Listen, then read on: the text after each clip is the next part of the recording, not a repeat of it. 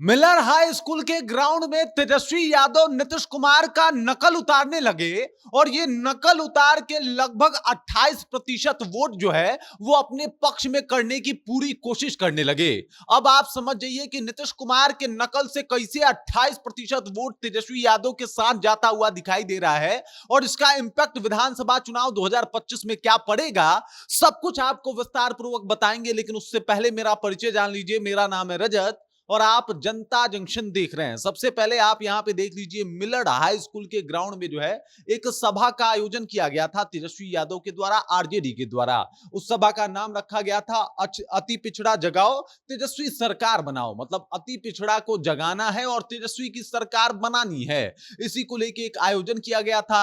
इस भव्य आयोजन में अति पिछड़ा समाज से बहुत सारे लोग जो थे वहां पे उपस्थित थे और वहीं पे पहुंचने के बाद तेजस्वी यादव जो है एकदम से अचानक से नीतीश कुमार का जो है वो नकल उतारने लगे कि भाई साहब नीतीश कुमार जाने क्यों ऐसा बोलना शुरू कर देते हैं और उनका टोन ही अलग है कि ये लोग गड़बड़ करता था और ये लोगों ने जो किया इसी की वजह से हम आपके साथ हैं, अब हम आपके साथ ही रहेंगे, कहीं और नहीं जाएंगे। और उसके बाद तेजस्वी यादव कह रहे हैं कि भाई साहब भाजपा ने तो इनको हाईजैक कर लिया है और भाजपा चाहती ही नहीं है कि कुछ भी बेहतर काम नीतीश कुमार कर पाए। नीतीश कुमार को लेके इन्होंने ये भी कह दिया कि भाई अब नीतीश कुमार की स्थिति देख के मुझे उनके ऊपर दया आती है।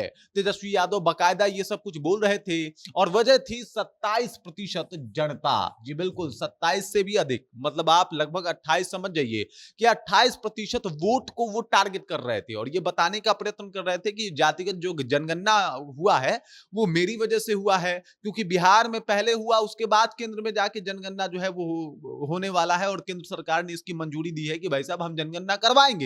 लेकिन ये सब कुछ इस वजह से हो पाया क्योंकि मैंने इसकी शुरुआत बिहार में कर दी। लेकिन ये लड़ाई अभी पूरी नहीं हुई है, बल्कि अब जातीय जनगणना होगा और उसके बाद हम चाहेंगे कि जनगणना के हिसाब से चीजों को बेहतर किया जाए। उन्होंने ये भी कह दिया कि अगर मेरी सरकार आई तो आप समझ जाइए कि आपके लिए बहुत सारा काम करवाने वाले हैं हम। और 27-28% अति पिछड़ा को वो ये कह रहे थे कि भाई साहब आपके लिए जॉब, रोजगार, सब चीज की व्यवस्था जो है हम यहाँ बिहार में कर देंगे। उसके बाद इन्होंने वादा भी कर दिया और कहा कि देख लीजिए तेजस्वी यादव जो है वो उम्र का कच्चा हो सकता है लेकिन वादे का कच्चा नहीं है। मैं जो वादा कर रहा हूं वो मैं निभाऊंगा। इसके पीछे तेजस्वी यादव लॉजिक भी देते हैं कि भाई साहब आप समझिए कि अभी हमारी राजनीति की शुरुआत है, ये खत्म नहीं होने वाली राजनीति अभी नहीं है। मतलब अभी तो मैं शुरुआत कर रहा हूं राजनीति में, तो समझ जाइए कि पहली ही बार मैं झूठ बोलूंगा तो अगली बार आप हमें क्यों बर्दाश्त करेंगे। इस वजह से मैं जो वादा कर रहा हूं वो निभाऊंगा। तो पहले सीएम का नकल उतारते हैं, फिर उसके बाद अति पिछड़ा आबादी को संबोधित करते हैं